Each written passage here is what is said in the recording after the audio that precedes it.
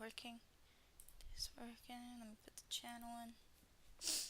Okay, even though nobody's gonna join yet, and it's gonna be impossible to get anybody in here at this very moment.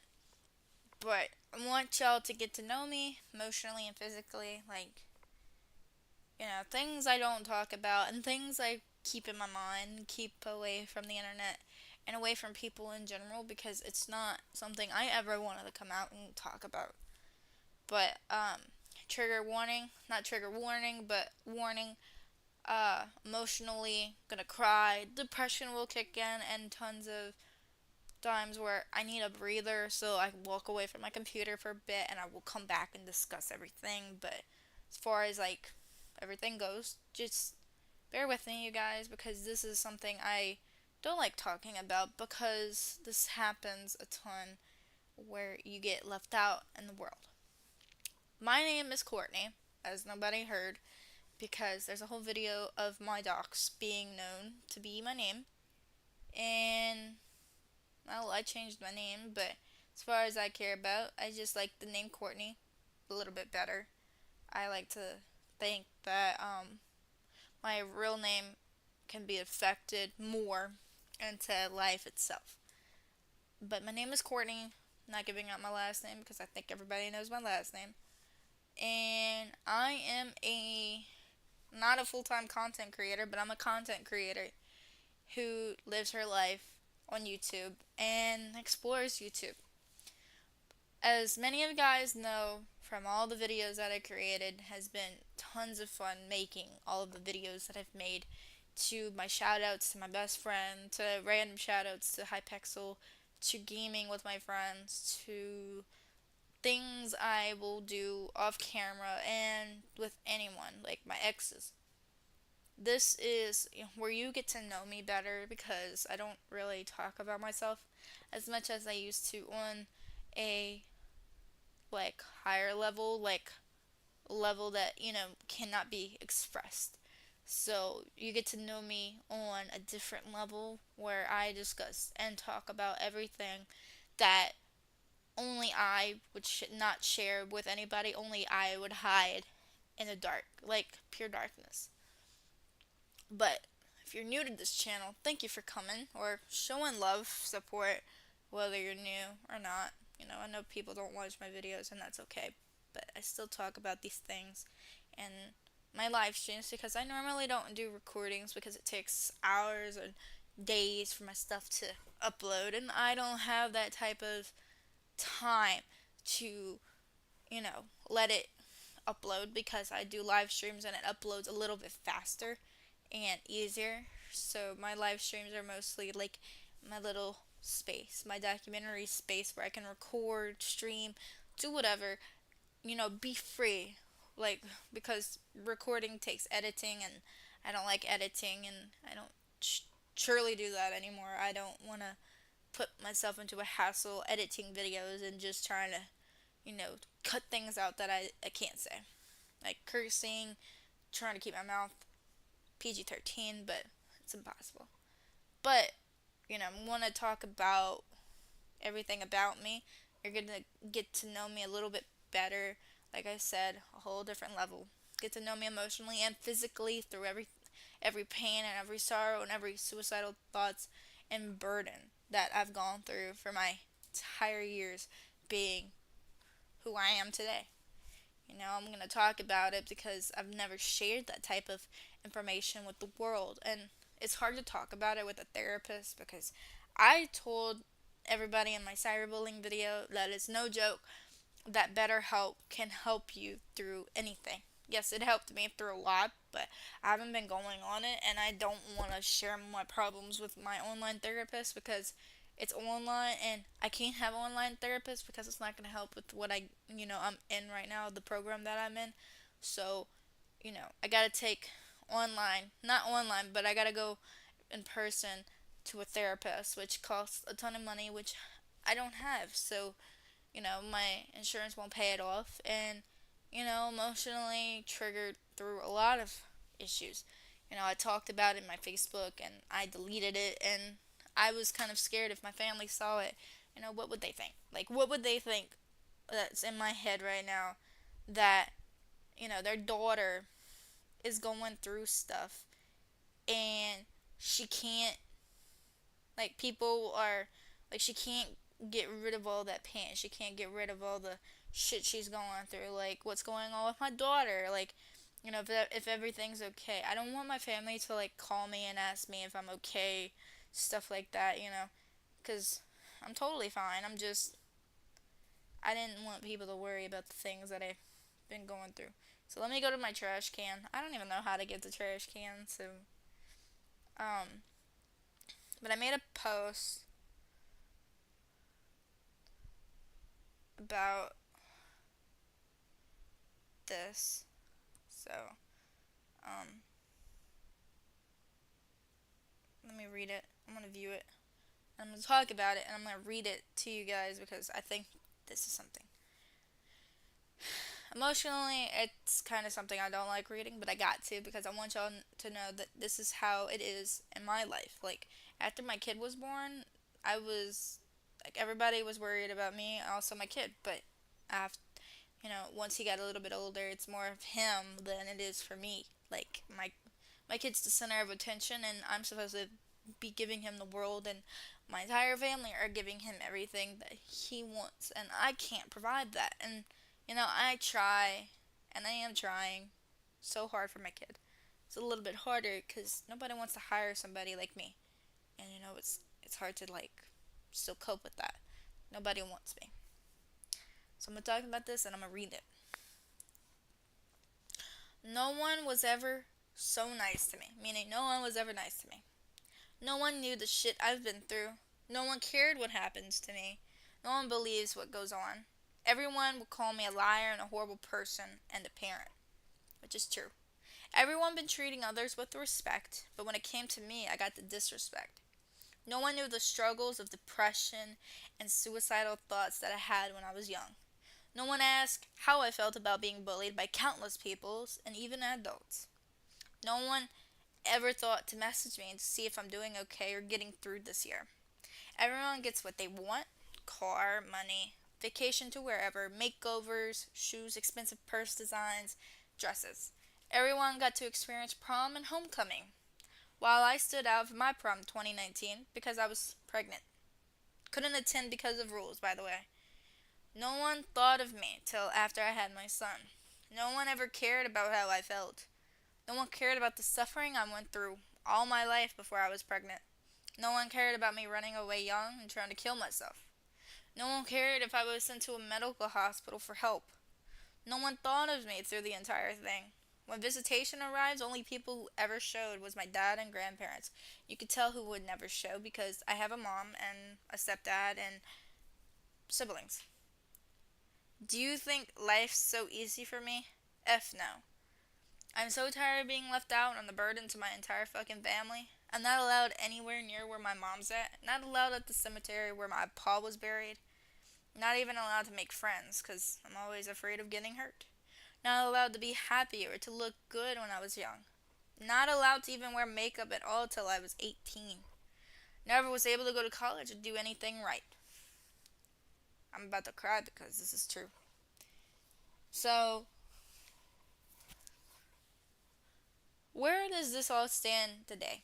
Like, where is it going to affect me that my mom and my family all cherish our younger sister, my sister, and my brother's sister, who is the youngest of the bunch? Do you think her two kids that she had before her um, are still around, or they want to talk to her, or want to still interact with them?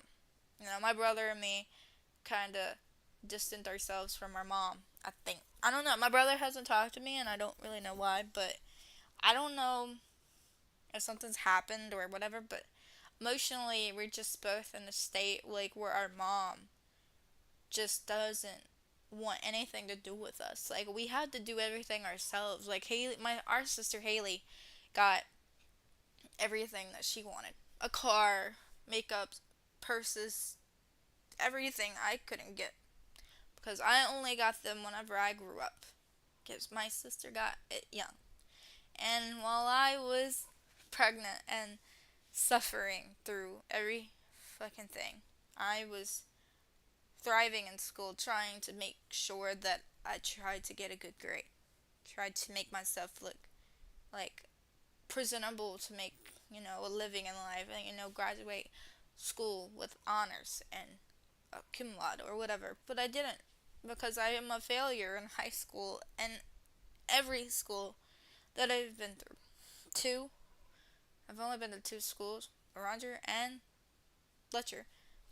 Two L's. Two schools with L's. Two schools with the L's and you know, broke down. I felt like, this is not something I wanted to do. This is not how I wanted to be. And, I didn't want to have ADD. I didn't want to be like a dumb person. I didn't want to live my life dumb. And I wanted to try to do something right with myself and try to strive in school. Try to be paying attention. Get things done in order. And, at least make my teachers proud of me. Did it ever look like a teacher was ever proud of me, you guys? No, it did not. Because every time I'm in school, I'm a disappointment to everyone. We're going to talk about what goes on in my lifestyle emotionally from when I was younger. I ran away.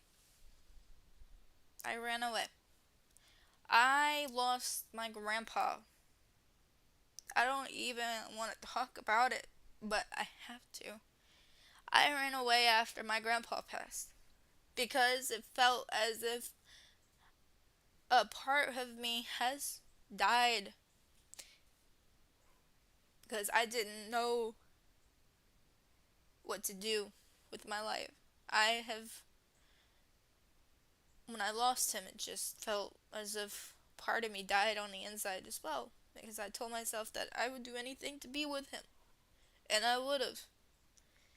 After he passed, it became Mardi Gras, and I ran away, and I got to my first ever. I had my first breakup with a guy that I knew from school. After my grandpa passed, I broke up. We broke up, me and my ex-boyfriend Nicholas, because I brought him to the funeral and I didn't realize I was gonna bring him. I figured if I brought him, maybe he can find peace to know that this is what's happening in my life. Maybe he can meet my family and you know whatever. But it's kind of hard for me.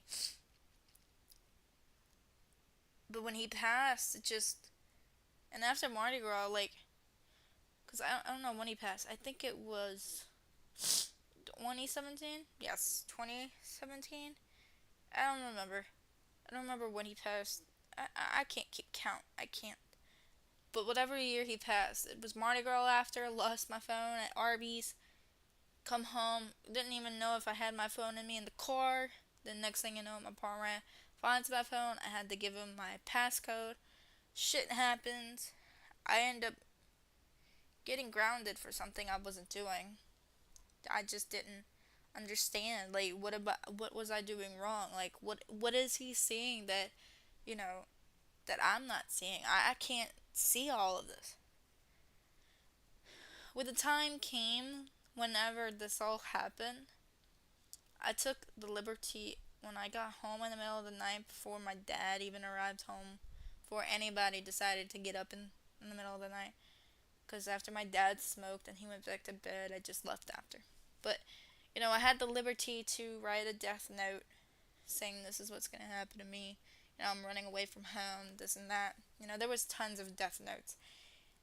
And the fact that it took, because I wasn't even gone for only a few hours. So, it's kind of when they found me. But, I went on the rail of leaving. I packed up my shit and I grabbed all the money I had from all my birthdays. And I took the liberty of taking my grandma's car, and I did. And I ran away. I ran away from home. I stole her car, and I don't even know if I have charges against me for this, but I don't want them to take pity on me because I did this back when I was younger. I want to take responsibilities, but I just, I don't know. I think they'd feel bad if they put me in jail because I am a mom and all, but at the same time, I just felt like it's a lot to handle because I do deserve to be in jail for everything that I've done. But I don't even know because I don't. I went through too much. I ran away. I almost committed suicide. I choked myself to death. I took pills. I let a man rape me, young age. I was 16, and I didn't even care. Didn't care. I was not a virgin at all, and I was about to get a rape kit done, but I was afraid for that because I know my mom, she's gonna wanna have it done. It was a lot. Then it was torture because I couldn't bear living in a life where I was gonna be alone because nobody wanted anything to do with me. Uh, when I was found at the airport, I got yelled at by two cops. No, just one cop because Ethan, Officer Landry, was the nicest cop I could ever think of because he was my DARE teacher, DARE teacher. You know, drugs are uh, drugs aren't for children or whatever. The DARE thing, no peer pressure. They found me, and the lady yelled at me, asked me for my grandma's keys, and I don't even remember where I parked the car at. So basically, it was kind of hard to get by. Like I wouldn't remember where I put it at, and I don't even remember where I parked it. So it's a little bit difficult to remember because I was young. I was stupid, but I was going through a lot. My grandpa passed, and they didn't understand, and this is where they wanted from me, and they don't understand anything. Cops don't understand what freaking young kids go through. Like, you don't know what I've been through. Don't even know why I ran away. Nobody asked me anything. Why did I run away? What was going through my head? Or, if I'm okay. If I needed attention or love. I don't know. Just, I never got that. I fucking never did. Before I ran away, this is something I definitely needed to talk about. Not allowed to even wear makeup at all till I was 18.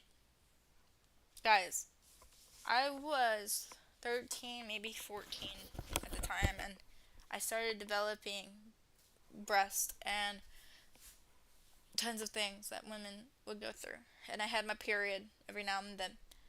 And I started to get pimples all over my face and acne. So, my family would give me makeup. My grandparents and my dad would let me go get makeup. Like, they will take me to the store for makeup. And they will buy me everything that I need for my face, even for dances. And when that happened, because I think this is when I broke my arm. I don't even remember. I'm not too sure. But when the time came, like, whenever I got the makeup, I ended up visiting my mom, and I didn't even live with her, so I don't know. And it was like 4th of July, and I was still 13. And we went to my aunt's house and my uncle's with her kids and all for 4th of July for fireworks, and they had a water slide and everything, and shit like that. And it was past my sister's birthday, so they had their birthday party in July, so now they had cake and everything, but I never had that experience to have a birthday party with somebody. So in the middle of the night, it was fireworks, and my cousin Tayton wanted to put makeup on me. She did it for Haley and stuff, and she was younger, and her dad didn't care that she was wearing makeup. But when it came to me, just he told me that I'm not allowed to wear makeup. And when I told mom, it's like I said, this is like he's not even my dad, but I don't know. I don't even know. Like, I don't even know what's wrong with him. Like, why he is always up my ass and my brother's ass about what we do. Like, he's not our dad, but I had makeup at my grandparents' house. Like I still have makeup, and I've always been wearing makeup. Like I don't even care how I looked. I don't want it to be ugly. Like that's how I was when I was younger. I had a baby face. I wanted a little bit of a makeover. That's about it. And told me to take it off. When he looked at me, he saw that, when I get older, this is what's gonna happen. I'm gonna be a prostitute because I wear makeup. Like, this is what's gonna happen to me. But when she was a little bit younger, when Tatum did her makeup, he was all he was awing because she looked pretty with makeup on because she was just a little bit younger. I, however, was growing and I didn't get to do much for my life. But my entire life has been nothing but shit. And emotionally, I'm going through too much to talk about that. Your family would not do much for you. You can't expect them to understand where you're coming from or, be there for you. They're there for my baby sister, our baby sister, mine and my brother's baby sister. She gets everything that she wants. She's almost 21. She's gone through so much. And she got everything that she wanted at a young age. I think she was 16 when she got it, but I don't remember. I'm thinking she was. This is the one that gets me all the time. Everyone gets what they want: car, money, vacation to wherever, makeovers, shoes, expensive purse designs, and dresses. Expensive purse designs like Prada, Gucci, Louis Vuitton, um, whatever. Anything, or whatever that comes to mind. Anything that's expensive. The dresses, like expensive dresses for prom, homecoming, shit like that, or just dresses for dates and movies, outings, um, parties, whatever. Shoes, heels, like for prom and homecoming, stuff like that. Expensive type of um, uh, tennis shoes, makeovers, basically going to the salon for nails and makeup and having your hair done. Vacations to wherever, like going on a cruise, going to Disney World, whatever. Car, like I said, she's got a car. Money, job. I don't know why I'm like worrying about the money part, but she gets money. No, you never get to see me get all that. I never got that until I was older. I never had a job until 2022. And I couldn't keep that job because after my gallbladder removal, it's been hell. And I couldn't. And they didn't want to keep me. She never called me back. She never wanted me back. And that was about it. I never had any contact with my manager. So, Miss Tasha, whatever her name is, Miss Natasha, whatever, she just didn't need me. She just, left me out. She fucking cock blocked me, ghosted me, avoided me, didn't need me. So fuck that. I didn't even care about Wendy's. I was more into like getting a new job. So I did. I applied for many jobs, and I got a job, which was McDonald's. Then I lost that job because I had RSV, and RSV is respiratory infections, so respiratory problems in my throat. So I couldn't really work if I had RSV. And I never told her that I was gonna be uh, at home because of medical problems because that was none of their business about what goes on in my life, what doctors tell me that I have. I applied recently for Waffle House and I went for training. I went for my interview. The next day was training, so I went for the training, and I went, but kind of like when they pulled me to Mr. Brandon, which is, I think the manager or whatever. I don't know. For a talk, I kind of had to talk about my ultrasounds for my stomach, and he told me that I wouldn't be able to work, so they kept all of my stuff.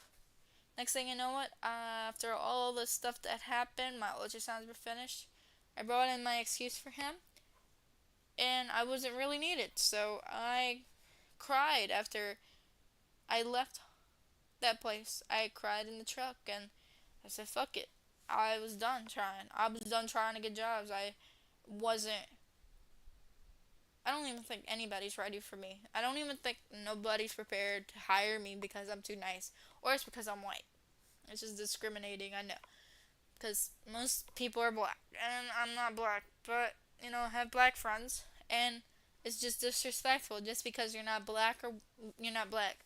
You can't just not hire a person because they're not the color of you. Like, you gotta hire them. You need somebody to work. Now, I never gotten that specific call saying I'm needed. No, it's hard. And I'm laughing at the fact that that's how people are with me.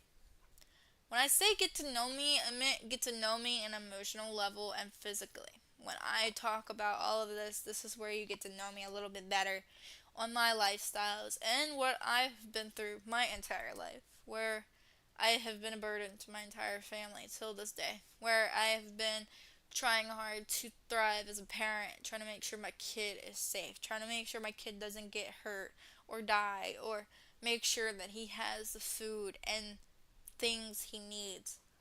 I spent all my money on him, and I'm still spending my money on my kid. He comes first before me, and I ended up buying me a whole monitor along with his stuff. So you could tell first comes him, then me, because we bought his stuff first, then we went to get my stuff after, because I had enough money to buy whatever I needed, and I did. So when you get to know me on a physical, emotional level, you're basically learning a lot about me in a way that no one has ever learned about me ever. Like the guys that I've dated don't even know this about me, and emotionally will never ask if I'm okay or if I'm still thinking about killing myself, which I'm not, because if I ever did think about that, the chances are is losing my kid and going back to a medical facility for people who want to harm themselves.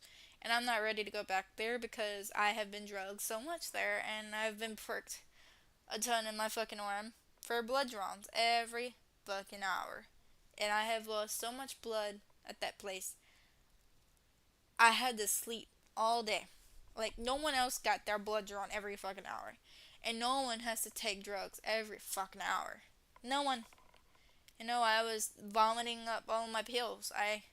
The only pills I needed for ADD and for depression.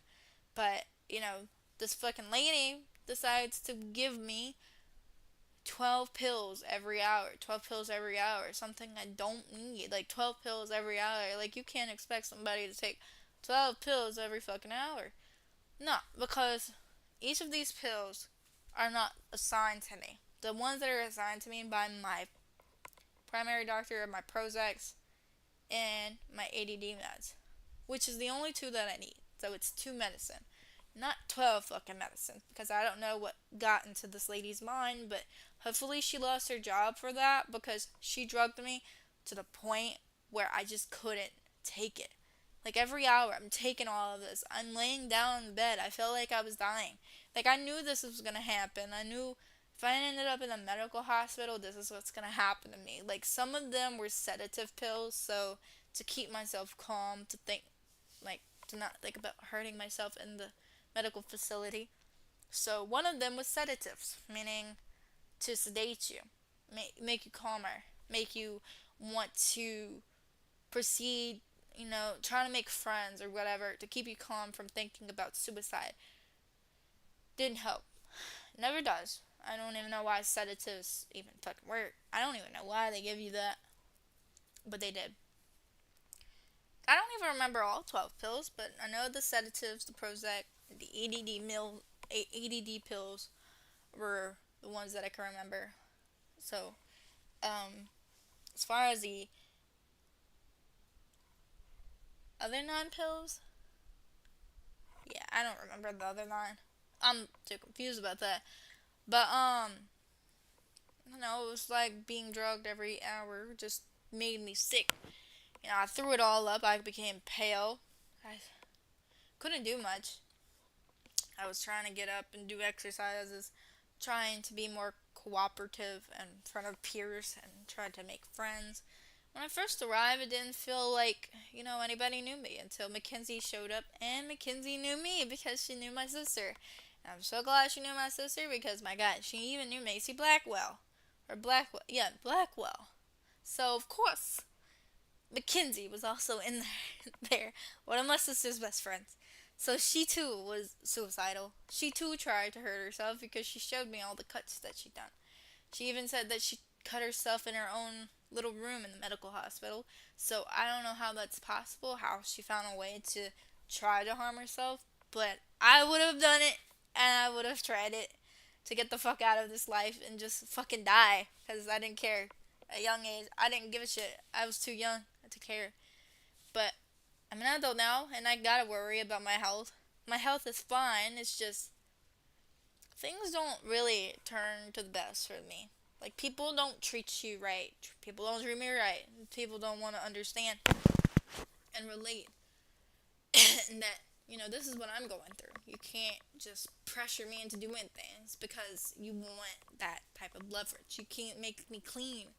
You can't make me do anything. Well, I can't do all of that. You can't expect me to clean an entire house in a day. You can't expect me to clean my own room because, when I'm going through a lot, I can't clean. I can't do much. I can't keep up with this room. I can't keep up with anything. You can't expect something like that from me. You expect too much. A man expects too much from a woman. And, that's not something I would do right now. And eventually I will clean. Just not right now. I'm emotionally not physically ready. Or whatever. I'm going through too much right now to clean. And I might lay down after a while. But as far as I know, everything that's been going on with me has been nothing but crap. And emotionally and physically. I don't really want to talk about all of that, but eventually I will have to discuss it. Because I want you guys to know me on a level that, get to know me a little bit better, know me personally. But it's a little bit harder and difficult to get to know me personally and emotionally because my emotions don't come out as much. I will cry a little bit because it's emotional for me to talk about things like losing my grandpa, wanting to harm myself at a young age, being raped at a young age. I don't even think it's rape, but it was because he was in his 40s. I think he's in his 50s now. I don't even know. But, you know, a lot of things that happen that I don't want to talk about right now. I made a whole video about in Minecraft saying I'm back, which in my description I talk about being in a medical hospital. And you can tell tons of my friends were more worried about me because where's all those videos at? If I am posting anything, I was not. I wasn't posting much because I was admitted. And when I got home, I started to make videos to talk about what has been going on, how my life has been going ever since I got out. Everything was so great until things start to change, where things don't go the way it seems. Like, you can't expect much from me. You can't expect a happy person to one day come to you and be happy. You can't expect me to be happy or smile or see a smile on my face. You can't, because I don't want to. I don't smile. I don't always be happy. Never will be happy. I'm always depressed. Just the thought about my depression kicks in so many times. You can't expect me to get up and be proactive. Go out, walk, exercise, go to the store, carry all these things. It's exercise. Can't expect me to do all that because at the end of the day, you can't rely on me to do all of this because it's impossible because I need to stay inside, clear my mind, make sure everything's fine with me first. I gotta worry about me first. I come first before anything. But now that I'm a mom, everything's first for my kid. So my kid always comes first before me. My emotions don't come first. My kid's emotions always first. His nightmares come first. I gotta protect my kid through everything. I can't worry about myself anymore. Even though I go through a lot, asthma, panic attacks, feeling like I can't breathe, which is right now because I can't breathe. I can't. I don't need a break, but I'm losing fucking. Oh, I can't. I'm losing fucking motion in my hand right now, bro. Like, I can't move my hand. I can't move my hand. I can't go to the hospital for this because I know what's gonna happen. I lost all faith in fucking my body parts, losing faith in me. Shit. But yeah, I will talk about this when I can. I'll talk about all this in a part 2 video. Only hand I can't move is the one that's on my left. I can move my right. Think, yeah, yeah, I can. But I'm gonna talk about all of this in a part 2, where you get to know me in part 2 a little bit more.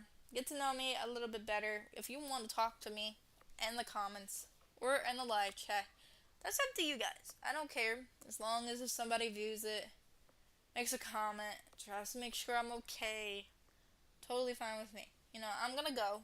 I'm gonna go relax. I go get some water, calm myself down, and hopefully it ain't nothing bad. But if it is something bad, I'm gonna go to the ER and go get checked. I hope you all have a blessed 17th, which is a Wednesday. I hope you all have a blessed Wednesday. And be safe out there. And do whatever you can to stay hydrated because you need water in your system. Everybody needs to drink water, stay hydrated. I love y'all so much, even though nobody sees my videos. But I hope that y'all will understand and relate on my level of terms about everything that I've gone through. Maybe change y'all selves too. If you end up trying to go through the same shit that I've been through, you know, thinking you want to harm yourself, want to run away, you know, you could talk to somebody about that too. But not me at the moment. I'm going through right now. I'm going through so much right now. It's not depression that's kicking in. It's just can't breathe, losing my breath right now. And I don't know. I'm way too young because I'm gonna say this right now. My son's dad died at 21, and I'm 23. I think he was 21. No, he was 23 when he died. And he died of a heart attack in January. This is January 2019, before I even knew I was pregnant. And guys, which is kind of scary because if you're pregnant, you can develop their fucking thing. You can develop a heart attack. The babies don't. You can. And it's kind of scaring me because I don't even know if I have heart problems at all. I never got checked for this, but I'm gonna go get checked. I'm afraid. Literally afraid right now because I think I'm close to dying, which is scaring me right now. Because I don't know if I am dying, but, it's kind of scaring me. I know I'm overweight, and I know it's kind of hard to breathe because of being overweight, but still. But I'm going to talk to you guys later on in a part 2 and a part 3, whichever works for you guys. But I'll see you guys later, and hopefully see you guys in my